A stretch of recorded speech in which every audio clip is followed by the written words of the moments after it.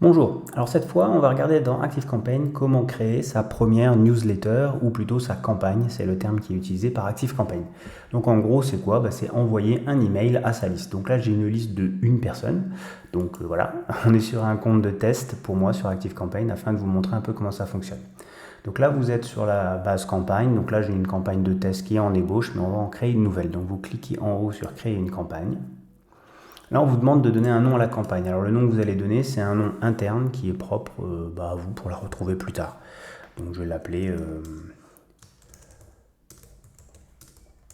newsletter test. Vous avez plusieurs types de campagnes. Vous avez la campagne standard, qui est celle que j'utilise le plus souvent. La campagne automatisée, donc là on ressemble, pour moi ça revient plus à se dire qu'on fait une automation, donc au final celle-là je ne sais pas trop à quoi elle sert ici, parce que pour moi c'est beaucoup plus simple de passer par les automations, de créer une automation et de créer les emails directement dedans que passer par ici. Vous avez la version autorépondeur qui là sert à créer une campagne automatisée. Qui permet de répondre à chaque fois qu'une personne s'abonne. Alors moi c'est pareil, je ne m'en sers pas ici, je fais une automation où je mets quand quelqu'un s'est inscrit à ma liste, je fais ma série d'emails. Je trouve ça beaucoup plus facile à faire, beaucoup plus logique. Une fois qu'on connaît les automations, ces deux-là perdent tout leur intérêt.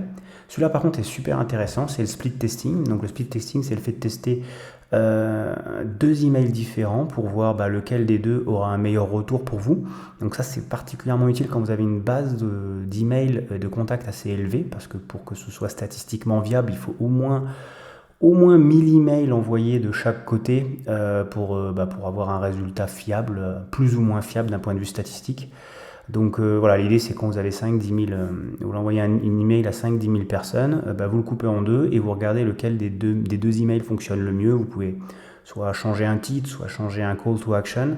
Attention, évitez de faire deux emails totalement différents, parce que si vous faites deux emails totalement différents et qu'il y en a un qui marche mieux que l'autre, c'est bien, vous allez trouver un qui marche mieux que l'autre, mais vous n'allez pas savoir pourquoi il marche mieux que l'autre.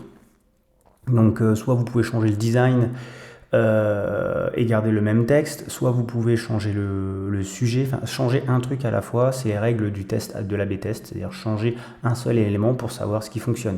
Et au fur et à mesure, quand vous aurez cumulé plusieurs A/B tests, vous saurez que tel titre fonctionne mieux qu'un autre, telle couleur fonctionne mieux qu'une autre, un design plus chargé fonctionne moins bien qu'un design clean avec un simple email.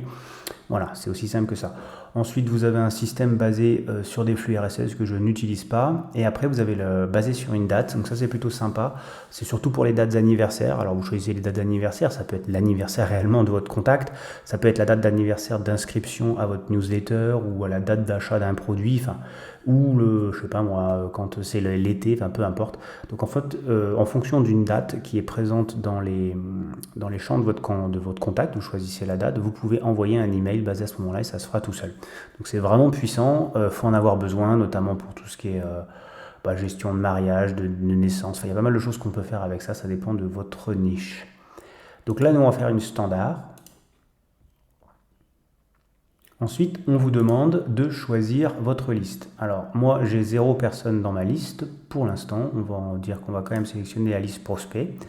Vous pouvez créer une segmentation si vous voulez. Par exemple, si vous avez une liste prospect, moi en général, je mets tous mes prospects à plat dans la même liste. Vous pouvez, si vous avez vraiment des niches très différentes ou des produits, vous n'avez pas de cross-sell ou de choses comme ça à faire, vous pouvez les séparer. Moi, j'ai tendance à tout mettre dans la même liste. Je trouve ça beaucoup plus clean et beaucoup plus facile de segmenter après. Par contre, je sépare toujours clients et prospects. Je peux avoir une liste partenaire, je peux avoir une liste B2B qui sont un peu différentes, vous voyez. Mais en général, tous mes prospects sont dedans.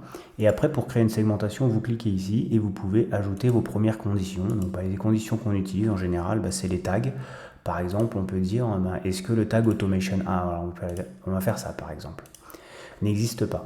En fait, là, l'idée, on dit qu'on fait une newsletter pour vendre le produit A. Donc moi je vais faire une campagne où je vais je vais segmenter ma liste de prospects, où je filtre uniquement les personnes qui n'ont pas le tag produit A. Ça veut dire quoi? Produit A, ça veut dire qu'ils ont acheté le produit A. Je vous invite à regarder ma vidéo sur comment gérer ces tags, c'est l'endroit où j'ai créé les tags ici. Comme ça, c'est une façon de se dire, je ne vais pas refaire la promotion du produit A à quelqu'un qui l'a déjà eu. Donc là, on fait suivant. Donc là, il dit que j'ai pas de contact. On va ajouter un contact, sinon ça va le faire bugger. Voilà, hop, on va mettre... on va l'appeler Albert Test. Et son email, c'est test@gmail.com. Bien évidemment, rien n'existe. Non, il n'y a pas de compte. Hop, on ajoute. vais l'ajouter aux listes prospects. Et je vais peut-être mettre, j'en profiter aussi pour mettre John Doe sur la liste prospect. Et en même temps, vous voyez comment on modifie un contact directement dans ActiveCampaign. Et je vais lui ajouter le tag produit A pour dire que lui, c'est un prospect qui a acheté. Bon, du coup, ce serait un peu illogique parce que ce serait plutôt un client qui a acheté le produit A. Mais je vais quand même le laisser dans les deux listes pour qu'on voit la segmentation, comment elle fonctionne. Donc, on retourne sur Newsletter. Donc là, on reprend ma newsletter test que j'avais fait. On fait continuer. Donc, il se souvient exactement d'où on est. Donc là, on voit que j'ai bien deux listes. J'ai bien deux prospects dans ma liste prospect. Et là, on va créer une segmentation qui a été faite. Donc là, je la vérifie. Donc, éditer. Donc là, on voit que j'ai le tag, n'existe pas, tag 1. Donc on va faire voir les contacts et normalement, je ne devrais avoir qu'un seul contact. Voilà, j'ai qu'un seul contact, l'autre n'est pas là parce que je l'ai bien exclu. Hop. On ferme la fenêtre et on peut faire suivant en haut à droite. N'oubliez pas, les boutons sont en haut à droite, c'est un petit peu perturbant quand on n'a pas l'habitude, mais voilà. Vous avez plein de modèles, plus ou moins jolis en fonction des goûts, que je trouve tous particulièrement complexes. Personnellement, je ne sais pas si c'est vraiment le bon choix en termes de newsletter, s'il faut vraiment quelque chose de complexe dans les emails. Je ne sais pas vous, mais moi, quand je vois ce genre d'email, déjà la moitié du temps, j'ai les images qui ne se chargent pas parce que je les ai bloquées. Du coup, ils sont moches. Et de deux, je trouve ça illisible. Et quand je lis mes emails, moi, j'ai personnellement pas du tout envie d'avoir une page web dans mon email. J'ai envie d'avoir un email. D'ailleurs, juste pour la petite anecdote, je ne sais pas si est-ce que vous savez quel est l'email le plus lu, celui qui a presque 100% de taux d'ouverture et 100% de taux de réponse. Je vous laisse 10 secondes pour trouver. C'est l'email de votre mère ou de votre père. Voilà. Et quand on regarde l'email de votre mère ou de votre père, regardez la tête du titre. En général, c'est un titre écrit très vite, sans forcément de majuscules. Et regardez la tête du corps de l'email, c'est du pauvre texte collé comme ça. Et quand on regarde, la plupart des emails que vous échangez, que vous lisez et qui vous intéressent sont des emails de ce type-là. Et rarement des emails comme ça. C'est pour ça que les designs comme ça m'intéressent peu en général. Moi, je fais directement commencer à partir de zéro. J'en fais un standard. Le standard, c'est une version HTML où on peut faire des choses un petit peu jolies, mais on va se calmer. Et ça fait aussi une version texte pour ceux qui n'ont pas un client qui gère du texte. Ça fait tout automatiquement. Donc là, vous mettez un titre, un objet, pardon. Donc là, on va pas mettre un truc trop compliqué, mais on met un truc... hop. Hop là, voilà. On fait continuer. Voilà, donc là, ils nous ont mis un truc vraiment très compliqué. Donc on va commencer, enfin vraiment très compliqué. On va surtout supprimer tout ce qui ne nous intéresse pas. Voilà, moi j'aime bien tout supprimer et repartir de zéro. Donc là, on va faire sa première newsletter. Donc première chose à faire, on peut mettre un petit texte. Donc là, on met bonjour à la personne quand même. Et ce qui est intéressant, c'est qu'on peut personnaliser. Donc là, on va l'appeler par son prénom. On fait bonjour, first name. Je ne mets pas de virgule après, pourquoi? Parce que si, quand vous capturez un email, le first name n'est pas rempli, vous allez avoir bonjour, espace, une virgule. Ce qui fera un truc particulièrement moche. Si vous ne mettez pas de virgule, au pire, s'il n'y a pas de nom, ça fera bonjour et ça ne se verra pas. Voilà, là, c'est le corps de mon email. Alors là, je ne sais pas quoi taper.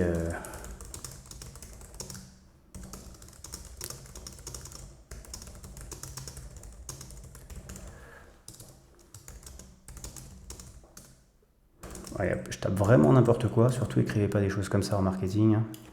Voilà, mais en gros, l'idée, c'est de faire un email